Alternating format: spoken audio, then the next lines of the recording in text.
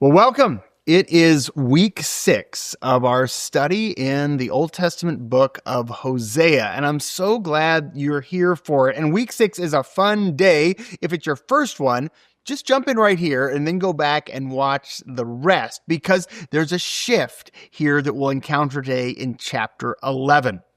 So far, the teaching of Hosea has been dominated by two big metaphors. Chapters 1 through 3, the metaphor of God loving us like a husband that loves his wife, and the wife is both beloved but also unfaithful. And it's all about how God and Hosea repairs that relationship. Then chapters 4 through 10, the metaphor is that of a trial. God is the judge and Israel is the defendant, and God both loves the defendant and wants to be restored and reconciled to the defendant, but also there is a sentence that must be carried out for crimes that are very real. Here in chapter 11, though, the metaphor shifts, and you won't be surprised to discover that for lots of people, Hosea chapter 11 is their favorite chapter, because here the metaphor is of a loving, tender parent and their beloved but quite disobedient child. And God, God asked, what do I do with my beloved child? And it's just a great, great introduction to the themes of Hosea. My name's Ethan Magnus. I'm here with my dad, Lee Magnus, and we're going to jump in to chapter 11, and we meet this whole new image, which gives us a whole new look at really some of the themes we've already seen: disobedience, punishment, love, restoration, all mixed in there together. All right, bring us into chapter 11. I don't want to disappoint people, but even though the metaphor has changed big time, the plot hasn't. Okay, right, yes. The plot hasn't. Yeah, so I hope people who've been watching the earlier episodes remember that the way the husband, unfaithful wife story played out in chapters 1 through 3 ended with the husband who had been abandoned by his wife going and buying her back. So it ends with restoration. Yeah. That was the word you just used. And the same is with the next section, where God is the judge who executes judgment and pronounces the sentence and applies punishment to them, accountability for their very real and very multiple sins. But as we saw in the last episode, ends with an offer of clemency. Yeah. The way back to restore, the way out of jail, so to speak, the way out of the sentence is this, right? Yeah. Come to me, your judge. And so it's that same pattern that we're going to see here. So people can be looking forward to that good news ending for this. Well, this whole idea of a parent-child metaphor for God's relationship with Israel is fascinating to me, because Hosea certainly did not invent this metaphor, and Hosea is not the last prophet or teacher from God to use this metaphor.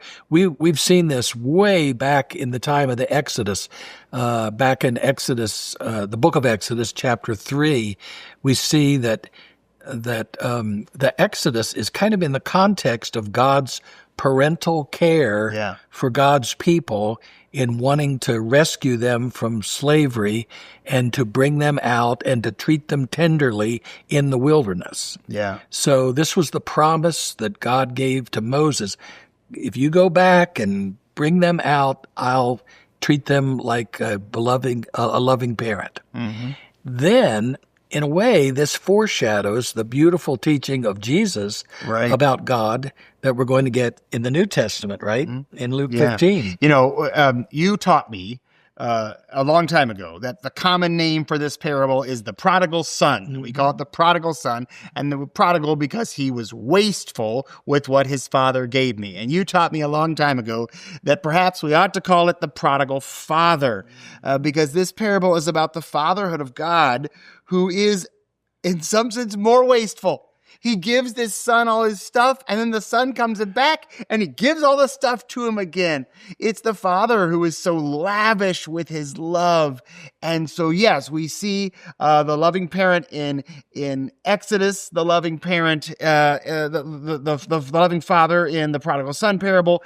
And then Hosea is going to use this right off the bat. I think it might be the best known verse in Hosea. I don't know. We could probably argue for others, but it gets quoted in the New Testament, which is why we probably know it. When Israel was a child, I loved him. Out of Egypt, I called my son. Yeah. Which just from the word go establishes God's relationship with God's people. Yeah. And these first few verses here, the first 4 verses of chapter 11, are just filled with the most beautiful word pictures of God's parental love and care for little Israel, little toddler Israel. You read the first 2 there in verse 1. I loved Israel. I loved him. I called my son Israel. And then in verse 3, I was the one who taught Ephraim. There's that other word for Israel. I taught little toddler Ephraim to walk. Can't you picture little holding on chubby with fingers, right? Yeah. With bands of love, I was to them like, this is verse 4. I skipped. There's another one in verse 3. I healed them. I held them in my arms. Healed them. Yeah. I led them with cords of human kindness, with bands of love. I love this one. This is verse 4. I was to them like one who lifts infants to their cheeks. Can't you just picture this tender gesture here? And then I bent down to them and fed them. Yeah. Just the verb after verb after verb. Yeah. Loved, called, taught, embraced, healed, led, eased, fed, showing God's just tender care. Yeah, no, so I was seeing if you would talk long enough for me to flip fast enough to, where is it in Isaiah? 66. Oh, right. 66:13. Because Hosea is not the only prophet who uses this language, this image. Isaiah 66:13. I will extend peace to her. You will nurse and be carried on your arm. I will play with you on my knees. As a mother comforts her child, so will I comfort you. You will be comforted again, Jerusalem. Yeah. So this same image.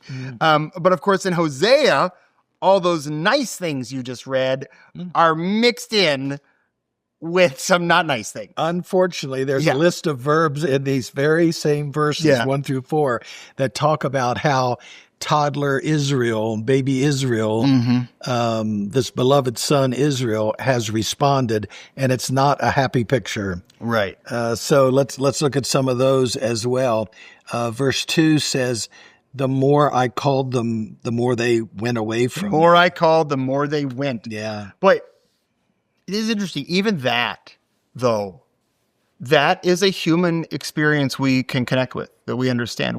Many parents know that pain of a child that they have tried to, in every possible way, reach out to and bring out of some sort of foolish pattern or self-destructive pattern. The more I called, the more they went. Yeah. And then we get a very specific example of what it means to go away from God in verse 2. They kept sacrificing to the Baals. That's these fertility cult gods. Right. That was so bad. They kept offering incense to idols. And the list, unfortunately, goes on. In verse 3, they did not know that I healed them. That's a reminder that parents do so much for a little child that they're simply clueless about. Yes, absolutely. I plan to remain clueless of all the good things you've done to me in my life. That way I never have to foster gratitude. That's sort of my plan. But that's what's happening here. He says, you don't even know. I'm the one who led you to walk. I held you in my arms. You don't even know. I'm the one who healed you. You give that credit to these false gods. Yeah. Verse 5 goes on to say that they actually ran off to other parental types, to Assyria and to Egypt, and tried to get care for them as if God wasn't caring for them. It's so parallel to back in chapters 1 through 3, where Hosea says that his wife Gomer thought her lovers were the ones providing her with grain and food. And really it was him. And everything. And it was actually her estranged husband all along. All along. It's a perfect and beautiful parallel. Yeah. Verse 7, my people are just bent on turning away from me. So as beautiful as the picture of God's tender care is in these verses, it's a pretty ugly picture of the lack of response from Israel. Yeah. Well, and a reminder, we've seen this a couple times of the verse 7 there. They still call me the Most High God, you know, and we've seen this a couple times, these little throwaway lines of, oh yeah, they still make a show of being faithful to me. We saw in last week, they still say, oh, we know you, we acknowledge you. They still call me, but I'm not going to exalt them. But then, and again, this is the setup Hosea gives us every time. Hosea gives us the reality and the charges to make clear that the next sentence ought to be laying down the hammer. And of course, Hosea is willing to drop the hammer, but he never goes there when we think he's going to go there. Hosea, kind of acting in place of God, could have just written Gomer off and said, that's it for you. Yeah. Instead, he goes back and finds her. And the judge could have said, that's it for you. You have offended my law. The crimes are my clear. covenant. Yeah. You're going to the prison, and I'm going to throw away the key. Yeah. But instead, the last offer is an offer of clemency. Yeah. And we're going to get the same thing here. Yeah. Starting in verse 8. This disobedient child, I'm going to disown you. I'm canceling the inheritance. You're no longer my son. All the things that they could. Well, and especially because in verse 5, the child just said, you're not my daddy anymore. You're not my mommy. You're not my parent. I'm going to go live with Egypt and Assyria. They're my parents now. But instead, verse 8, go ahead. You give them good news. Well, it starts with a series of questions in which the parent, God, the loving parent here, who's been so offended and so rejected and is so frustrated with their bad behavior, kind of questions God's self, or the parent questions themselves and say, but how could I give you up? Yeah. Is the question there. And there's that word Ephraim. How could I hand you over to some other nation or some other false god, I just can't do it. How could I treat you, my own child, like what happened to Admah and Zeboim? That there are two cities mentioned there in verse 8. They were towns that were neighboring towns to Sodom and Gomorrah, which we remember from our reading of Genesis, where that all the towns in that valley were just utterly destroyed. Mm-hmm. And so he said, how could I let you be utterly destroyed like those towns? And so those are the questions, kind of rhetorical questions. Yeah. I just can't do that.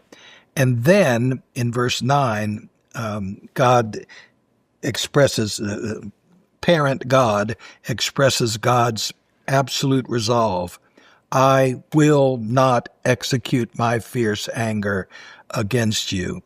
I will not destroy Ephraim. It's just the most beautiful statement of God's mercy. Yeah. Unparalleled. And then God gives kind of reasons why this is impossible for the parent God.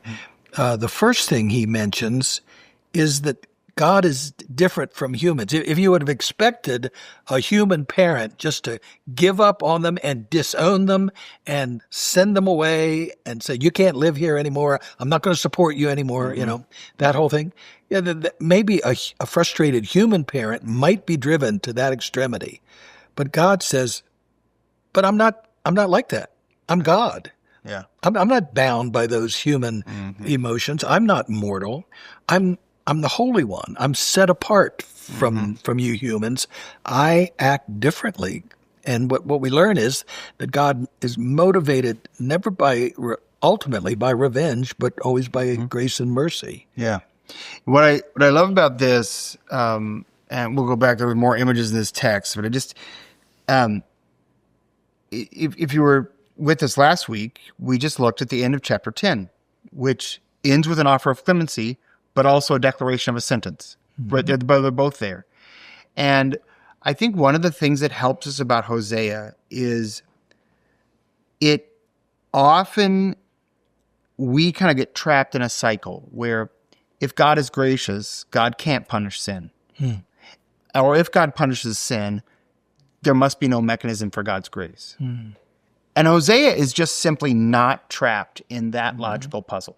Yeah. Hosea is quite convinced God will bring justice. And to establish justice means those who have broken God's law, there must be punishment. And God will accomplish grace for God's beloved children.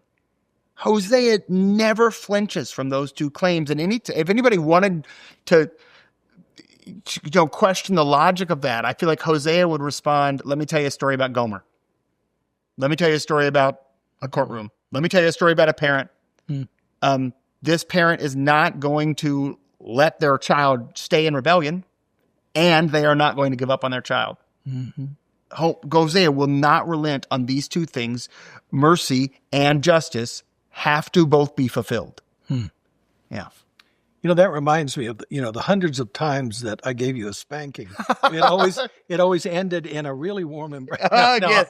Well, but no, I do think it is true. Your punishment of me did often, end with tears on both of us and reconciliation. Yeah. And there is a thing here. One other thing, I cut you off. You were going through the reasons. He says, I'm not like you people who just get revenge and leave it at that. But the other thing, I love this, he brings back this lion image. Yeah. The other reason he won't let punishment be the final word is God is actually committed to letting restoration be the final word. And if God quits at punishment, he's like, no, I'm not. Yes, I'm going to scatter you. He said that a couple times already. Mm-hmm. Oh yeah, you're going to be scattered. But I'm not going to quit at scattered. Yeah. Scattered is the punishment. I will roar. Earlier he's roared, and that sent people running in fear. But there will come a day when he will roar like a lion, and they will run, still with some trembling, still a little afraid, but they'll run back. They will run back. The scattering is the punishment, and that is going to happen. But God isn't done until they have been gathered all the way, settled in their homes. Huh. Yeah. I will return them to their homes. So God will turn from God's wrath, which is real, but God will relent and turn and call them to return to him, seek the Lord, we saw at the end of the last lesson. And then God will return them to their homeland after a period of very painful exile. Yeah. Literally. Yeah, and of course, you're right. In history, this is describing something that in fact happened and was awful and real and in fact proved the justice of God and the mercy of God. And of course, I think though we're not reading into Hosea to say that Hosea also thinks this is a spiritual truth and not just a historical truth, that it's part of the way God relates to us. God disciplines, and God is not done with the discipline until the discipline has affected restoration. Yeah. You've given a really helpful teaching here that I think we really need to take seriously in personal spiritual ways, and that is that taking God's punishment seriously, discipline, accountability, whatever you call it, does not eliminate our confidence in God's ongoing grace and mercy. Right. And being convinced of God's ongoing grace and mercy does not eliminate the very real possibility that God will hold us accountable for wrongdoing. Right. Yeah. And there is some theological temptation probably to let one of those sort of cancel out the other. Mm-hmm. And I would say to anybody who's tempted to let one cancel out the other, go read Hosea, like over and over again. And we took a week off between chapter 10 and chapter 11. Read chapter 10, followed immediately by chapter 11. Mm-hmm. Although what we're going to do is just as good. We just read chapter 11. I will relent. I will not carry out my plan. They will come back. Why don't we just keep going into chapter 12? Because he's going to go lean on the other side of this message. In chapter 12, we come back just a little bit to this indictment courtroom metaphor. Yeah. And most of this is ground that we covered in chapters 4 through 10. So we'll try to repeat all of that. If you want to fully understand the background of this, go watch those videos. But there are some new themes, there are some reemerging themes and some new details in this. What are some of the highlights of the end of 11 and 12 that are worth noticing as we return to this courtroom language? Yeah. In chapter 12, verse 2, you talk about courtroom language. Here it is. The Lord has an indictment. And that's exactly the words that we saw at the beginning of the previous section, chapter 4, verse 1. Right. The Lord has an indictment. And he goes on, as you say, and mentions some of their sins, most of which we've already encountered, but he talks about them in slightly different ways. I think one place to look is in verse 1, chapter 12, verse 1. At the end of that verse, it says, they make a treaty with Assyria and oil is carried to Egypt. And that's a very specific reminder that as part of their unfortunate lack of trust in God, they think that making military and political alliances and economic trade pacts with neighboring big, powerful countries is the way to protect themselves as a nation. Yeah. And unfortunately, number one, those treaties and trade agreements did not protect them. Right. And number two, on a spiritual level, they undermined their relationship and trust in God. Yeah, this temptation. There's got to be some political deal we can make that will save the people of God. Mm-hmm. And Hosea keeps saying, no, every political deal you make weakens the people of God. Yeah. Right. Another interesting passage here in verse 12 is in verse 7, which mentions economic sin, which we encountered earlier, but it's very clear here. A trader in whose hands are false balances, he loves to oppress. And the oppression here is, I'm sure, economic oppression of the needy, of the economically vulnerable, the poor, right? Yeah. And there were lots of ways to have false balances. With scales, you've got weights, and then you've got what you're selling, right? Grain or whatever. And the person who's buying from you has to trust that if you say that this is a 5-ounce weight, that it's a 5-ounce weight, right, and not a 4-ounce weight for which you're being charged for 5 ounces, right? So that's one way to do it. Or you could just kind of lean on the scale a little bit, right? And we still use that metaphor today, to put your finger on the scale. To put your finger on the scale. My one of my great Old Testament professors was traveling in Israel, and he went to a marketplace where they were selling things using a scale like this. And the man was measuring out grain, and he was using an old, what we used to call a number 10 tin coffee can. Okay, so about this big of a can. Instead of taking the can and dipping down into the sack of grain like this and leveling it off and selling it as a full whatever of grain, he put his hand over the edge like this and dipped it down like that. And filled it up. Every time he sold a can of grain, he saved 4 fingers worth of grain. It had this much less grain in it. And, over the day, over the hours, over the days, over the weeks, over the months, he was cheating and saving. Just say a little bit every time. Yeah. So at any rate, this is, so not only were they cheating people economically, verse 8 goes on to say, Ephraim, that's Israel, has said, I am rich. I've gained wealth for myself. And in all of my gain, no offense has been found in me that would be called a sin. So you've got two awful things here. One is, covetousness, greed, whatever.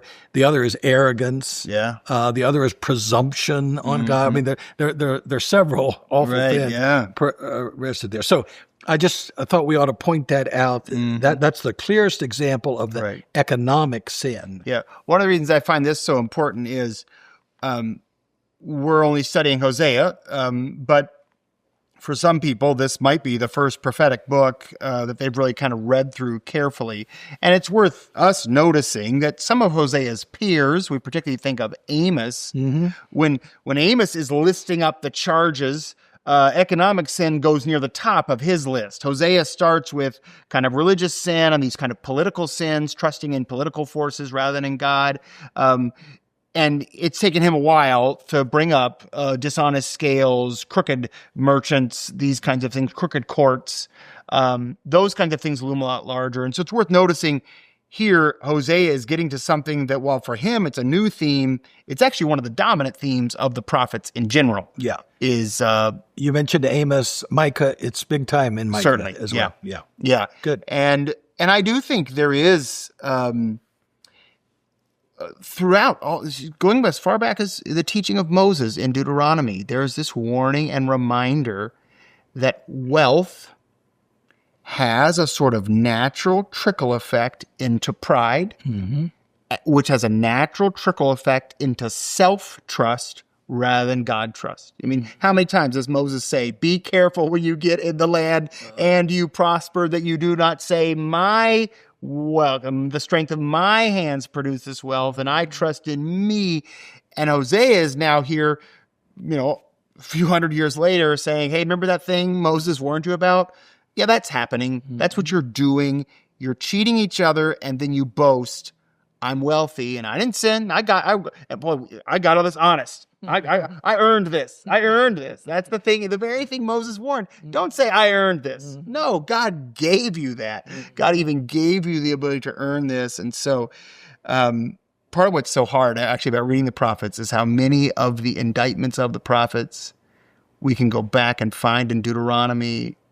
They are the exact warnings of Moses of Deuteronomy become the indictments of the prophets a few hundred years later. Now, we made a promise. We did. That the same plot is to be found in these latter chapters, and that it ends with some good news. Yes. We always the good mixed in with the judgment. We use language like restoration, clemency. So we better get to the good news here, right? So the good news, and you're going to explain us how. The good news is found in the two kind of metaphorical stories that are woven behind chapter 12. And these two metaphorical stories are the story of Jacob and the story of the Exodus people being brought out of Israel. How is it that these two stories capture the judgment and the mercy that we keep saying Hosea is intertwining? Yeah. So we've got two big time flashbacks here. Yeah. So this is like a good movie that's got flashbacks. Right. Yeah. It's 3 months ago or something like that. Yeah. Well, this is centuries ago. Yes. Right? Well, your question was, how do they capture this bad news, good news story? With Jacob, Jacob just took matters into his own hands. Jacob was not satisfied to eventually inherit his covenant role with God, and so he stole his brother's birthright. He stole the blessing and just thought he could just do everything on his own. And then as he's fleeing his murderous brother, he gets to Bethel, which has been mentioned many times. Yes. Mentioned critically in most of Hosea's work, but as Beth-aven, this kind of insulting name. Right. But here it's still Bethel. Yeah. And Jacob got to Bethel, and God revealed God's self to him and made him be accountable. And Jacob realized that he really did need to put his trust in God. Yeah. And then the story goes kind of back. Jacob thinks he can kind of do everything himself by his own cleverness, and he is clever. So he goes up north to his mother's homeland and falls in love with his cousin Rachel and has to marry Leah and everything. But he tricks his father-in-law into a deal that enriches Jacob. And this is all on his own doing. And you can just see him. The trickster is back in action here. Finally, he flees. And as he's coming back, learns that his brother, who is he guesses is still angry with him, is coming with 400 armed men, and he assumes he's coming to slaughter him and his family and steal his flocks and everything. And so he goes off and wrestles with God all night. And once again, God holds him accountable for this self-centered, holds him accountable, humbles him. Yeah. And forces him to put his trust in God. So finally, with that experience, it gives him a new name, by the way, Israel. That's where this word begins. Means one who wrestled with God. Yeah. And finally, Jacob stands up and doesn't trick. He goes and bows down before Esau, and they have a wonderful reunion. So the story of Jacob, pardon me for going on and on with that story, but it's a great story, is an example here of the back and forth relationship of Israel with God. Yeah. Maybe you could do a quicker job with the Exodus. Right. Well, so the same way, and just so you're tracking all that story, if you were following along in chapter 12, you would have seen the reminders of every one of those details from Jacob's story. It gets hinted at in these 14 verses. What also gets hinted at is the story of the Exodus. This is the story of God's people rescued, and then they rebel against God, so then they have to wander in the wilderness. But of course, God takes care of them in the wilderness. But then they rebel some more, and God punishes them and takes care of them. And so it also is this cyclical story of the people's disobedience, God's punishment, their repentance, God's mercy. And so what Hosea is doing is retelling these stories as symbolic reminders of who they are. It's like, yeah, you're these people. And who God is. And who God is. And that probably is where we're going to leave it for today. What does he remind them about who God is? God is the God who takes seriously our sin and holds us accountable and calls us to repentance, sometimes through the tools of discipline, for the purpose of restored relationship. I do think, like I said, we got to some great stuff today. Hosea 11, and even honestly, these interwoven metaphors of Hosea 12 are pretty beautiful. Next week, we're going to finish the book, the text of Hosea, with a couple more chapters. And then in our final week in this series, we're going to sort of do an overview that'll apply Hosea more broadly. And I think will be a lot of fun and kind of push it forward into some interesting places that we'll find very informative. Thanks for being with us. Don't forget, God is, this is why Jesus keeps saying, he's the Heavenly Father, who disciplines those he loves and restores them back. And Hosea uses this same image here. I love it. Thanks for being with us. We'll see you next week.